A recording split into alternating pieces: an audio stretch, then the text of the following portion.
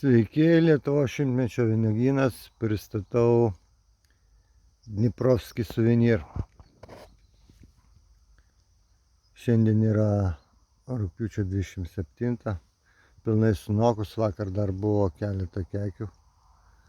Šiandien ryte jau nebėra, viską paukščiai ar kas čia ar žvėris, greičiausiai žvėris suvalgė. Tai va, Dniprovskį suvenyrą. Traškios, labai skanios, saldžios uogos. Prašau, kaip atrodo. Čia pas mane viskas išmėtyta jau. Ant žemės čia jau buvo užvakar. Bet uždėjau 2 tinklus, galvojau gelbės. Nieko negelbėjo. Dniprovskį suvenyrą. Jūsų dėmesiui.